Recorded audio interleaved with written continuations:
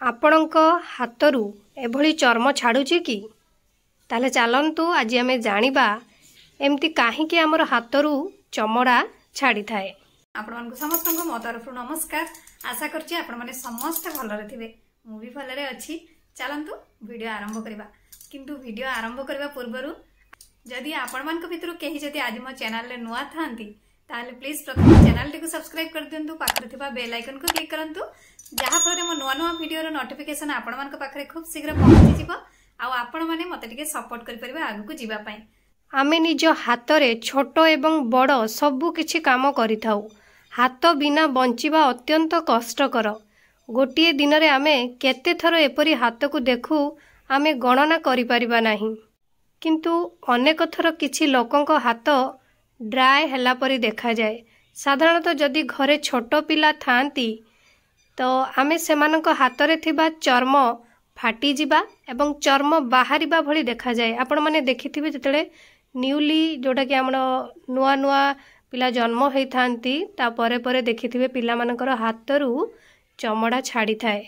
जदिओ यह जंत्रणादायक एवं असुविधाजनक नुहे किंतु यही समस्या सहजरे दूर हुए नहीं। 3 रु 4 दिन पर्यंत उपयुक्त जत्न नियागले यह निश्चित रूप से दूर होई जिवो। ताहले चलंतु प्रथमे जानिबा ए समस्यार समाधान कौन, एमिति काहेकि हुए।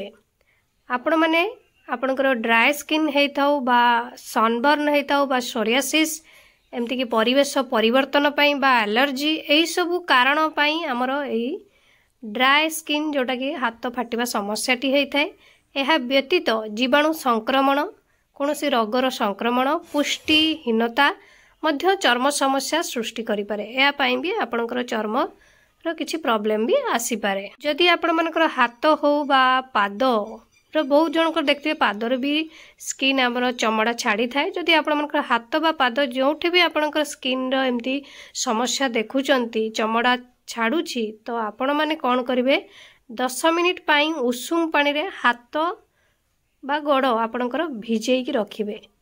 एमती रखिबा द्वारा आपणकर हाथटी बा गोड़टी नरम रहिबो। जदि हाथ आपणकर स्किन छाड़ू थाए तो हाथ डीप कर रखिबे, नहले जदि गोड़ आपणकर स्किन छाड़ू थाए तो गोड़टी को उषुम पानी रे किछि समय डीप करके छाड़िबे। ता द्वारा आपणकर स्किन टी नरम रहिबो। ता सहित विटामिन ई तेल सहित हाथ को बा गोड़ को भल भाव मालिश करिवे। मालिश करबा द्वारा आर्द्रता बजाय रखिबारे ये सहाय्य करिवो। आउ ता सहित हाथ आपणकर चमकाइबो। नहेले आपण माने एलोवेरा जेल को निज हाथ रे भल भाव लगांतु एवं मसाज करंतु, किछि समय छाड़ी दियंतु, तापरे उषुम पानी रे धोई नियंतु। हाथ हो बा गोड़ हो जोठी भी आपणकर स्किन टी छाड़ुची।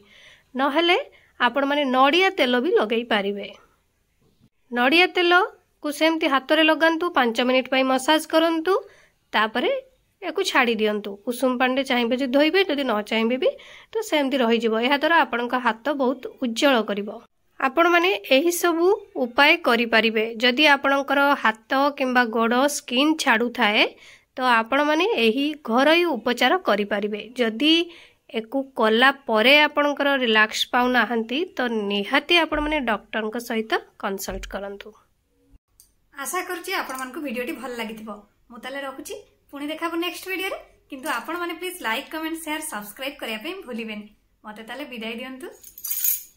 नमस्कार।